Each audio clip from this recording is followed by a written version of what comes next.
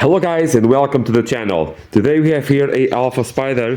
The AC system is not working correctly. Well, it is not making any cold to the interior of the cabin. Never mind here being a convertible, the air conditioning still has to work perfectly. So we are doing here a diagnosis, a troubleshooting with my new machine. Over here, this the charging station, and we want to see first of all if it has any freon in, okay, and with that we want to see if it has what are the pressures. I already did a video for the pressures here on the channel, but I do it again so you to see what's what. Okay, so you want to here to locate your high and low intake ports of the freon. So we want to see here what is the condition. First of all, we are at 26 degrees so inside of the car.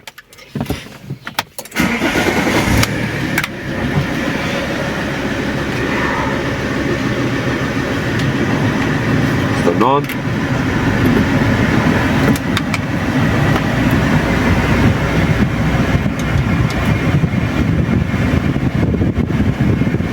And you want to wait a bit to see what's what. Probably nothing will happen. Sometimes it gets worse, which is the case. Other times you have cold on one side and hot on the other side. That is a different case altogether. As you can see, it's getting worse because the hot dashboard is blowing the hot air on the inside of the vents. So it's time to go to the charging point. Let's just shut it up for a bit and see what's what on the freon. Okay, sometimes we have problems here on the shredder valves. Not very typical here in Portugal. More than that, it is very rare to happen here in Portugal because the levels of corrosion are very low. This is a French car, so it is not Portuguese, so this may be a problem. Okay, I do not have them in stock right now. Now would be a very good time to replace them, because I'm expecting here not to have any freon on the system. But for that I have to confirm. And to confirm, you should not do that thing with a screwdriver, okay? Because that is illegal, okay?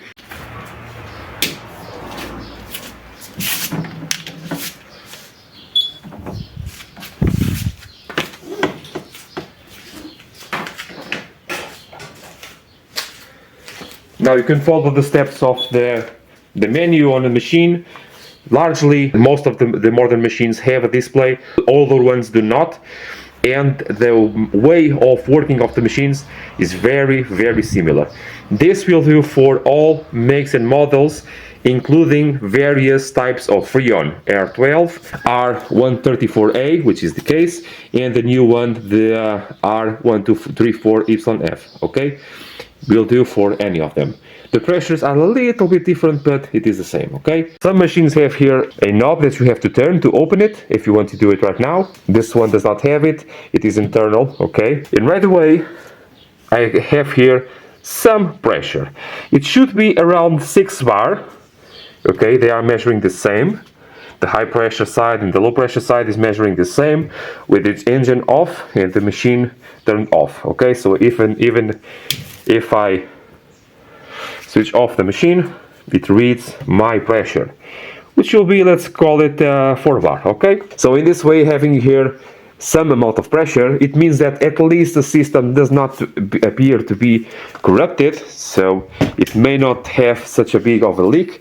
Having 4 bar does not mean well, anything, because it can be 4 bar of air instead of freon, okay? But having some pressure, it means that the system at least is not completely empty, which means that at least it should not have a big leak.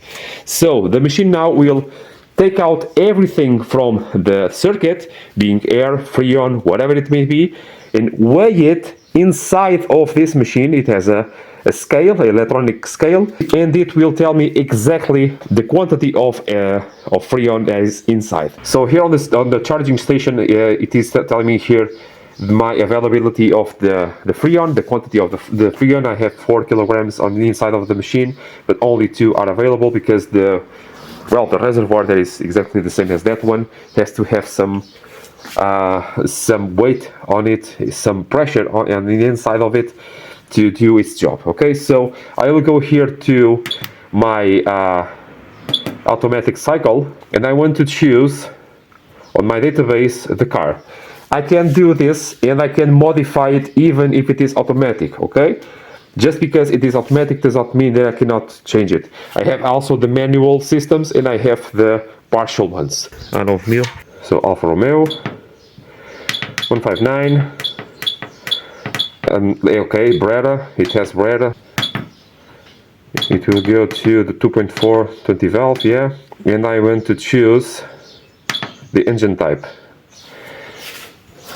139 okay, A9000, A3000. So no, it will be this one. Yes, okay. So this requires the PHG oil, the 46, and we have here the 46. I have the 100 in stock. Okay. So the quantity of Freon is for 160. Now I'm doing here already the automatic system, the automatic charging, and I can stop it midway anytime I want, okay? In principle, I will do the entire cycle. I want to pay attention to every step because it may have some issue to deal with in the meantime, okay? I want to insert oil, yes. Yes, I could change the type of oil if I want to. Charging ports left high pressure and low pressure, yes. Half an hour of vacuum, yes I do. Okay, so 4 minutes of testing. Okay, and save it. I'm still new to this machine. Okay, okay, okay. And these new machines are very slow to initiate, as it seems. Okay. First things first is to extract the Freon. Okay.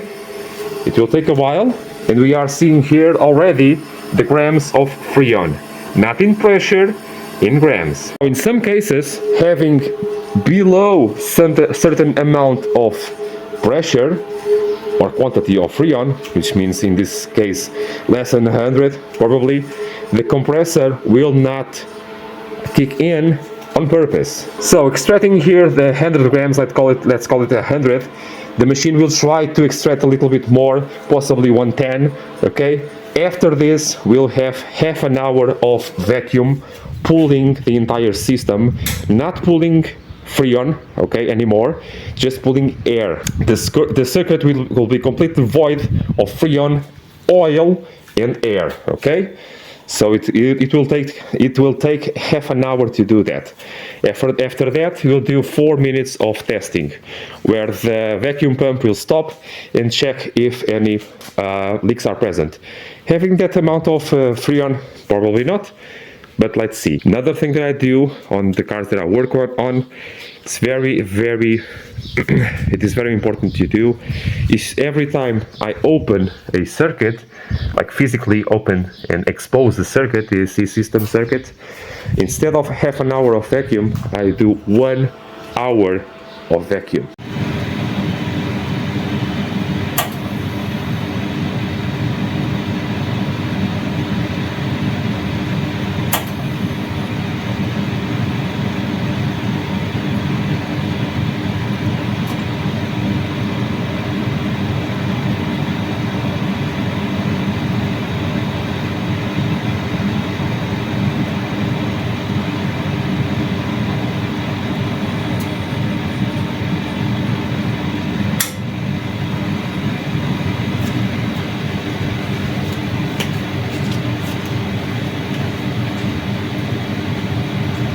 So while it's doing that, it really tries to take out the most of the Freon that it can.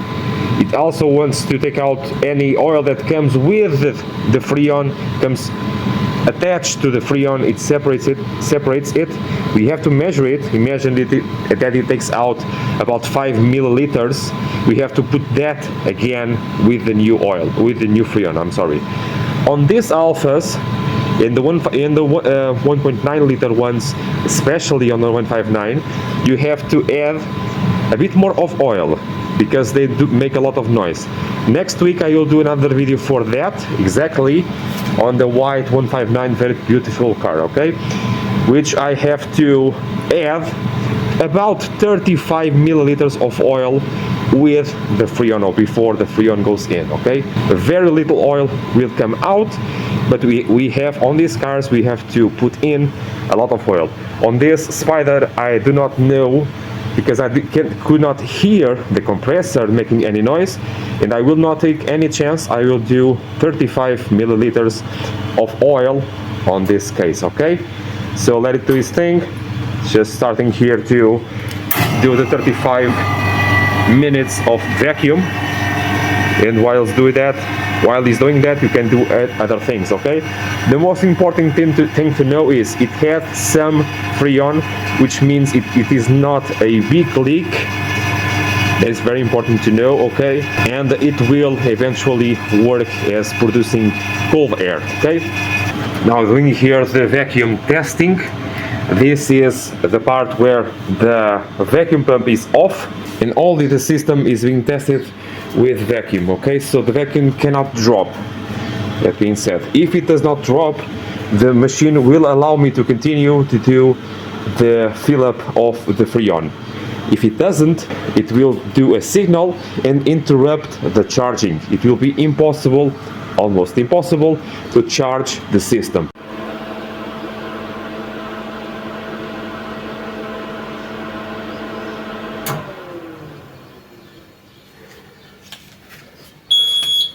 Now, before the next step, which is to push or pull, the car will pull the Freon in. Before that, he wants me to put in the oil, the PAG. Calm down. So I have to keep pressing and watch the oil drop the amount that I want. The amount is due. I want to finish the oil injection. It now will push the Freon into the car. Unlike the old machines, this one is very gentle on the first seconds of the injection of the Freon, so it will take a while, and it will not do that sudden jerk on the entire machine. Sometimes they all shake, and this machine will not do that. For that, it takes a little bit longer, but it will do it promptly, okay? Starting to gain pressure. Now it's weighing the amount of Freon that is going in. It will stop at around 460. It can go a little bit higher because it has to compensate for the length of the hoses. Okay, now it's asking me if I want to confirm if my pressures of the compressor of the car is okay. What that will do is to close the external taps that it had. The early ones had the external taps. Today is very much like 34. So switch on the car and the AC, of course. You might notice the mask, it is because of allergies, okay? My mask. So full blast, full low, or like just 16, okay, the lowest you can get. Some cars do not like it on low, like this ones, and we start to see this dropping to below 10 degrees, okay? Meanwhile, let's check there on the machine, the pressures. Yes, the car is on. Nothing's happening. Okay, this is a very cool malfunction. This is a very cool malfunction. So it appears that the compressor is disconnected. So let's try to see here very quickly what is happening. We have here 6 bar on the low pressure and exactly 6 bar on the high pressure, which means that the compressor is not working. But why is not working? Let's see there the connector, the plug, if it is connected, is very hard to reach. Maybe that's the problem, or the compressor itself, or something is up. Let's see that, okay? So switching on here the button, we must have the clutch, the magnetic clutch engaging, and it is engaging, which means that the connector is connected. And for that, if we do not have any pressure on the system, on the high side mainly, it means that this compressor is gone. Nah, it's gone. So we have to take out the entire Freon again, take out that compressor, replace it, and do everything again, okay? So even though, what is the assumption here? Even though we have low freon, the condition of low freon will not do cold air, okay? And the condition of having the correct amount of freon, not too much, not too little, even though it has the correct amount of freon now, even then, the diagnosis here tells me that we do not have any pressure being produced by the compressor, so the compressor is not good, okay? So you should have about here between 12 and 24 bars of pressure, between over there and over there, okay? That is the normal. And on the low pressure you should have around 1.5 to 2 bars of pressure. So it is pulling on this side, the compressor is pulling. This is the side that measures the pull of the compressor, and this is the side that measures the pressure of the compressor. It is a sad one. I really hope for a quick solution on here on this car. We had to start with this, obviously, because having low freon or very low freon will create a condition here where the compressor will not even kick in, or even if it does, it will not do any cold air, okay? For that labor over there, I will do a separate video.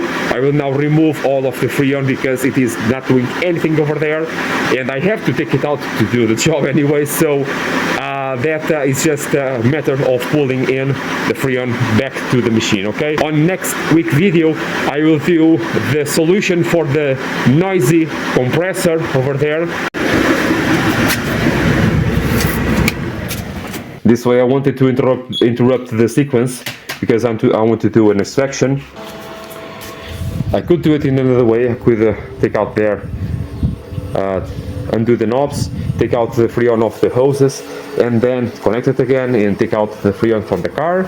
But the machine is very versatile, and it will do it no matter what. Now, all of those 40 milliliters of oil will not come again. Well, it may. No, it won't. Okay, it will not come again with this freon, okay, because it is heavier, and it is now at this point already near the compressor, so the oil went to its place. Well, we can call it a oil sump inside of the compressor, if I can say so, okay? So only the freon will go into the machine, and then on the other charge I can do about 5 or 10 more milliliters of that PAG, okay? This is it, okay? See you next time, guys. Bye.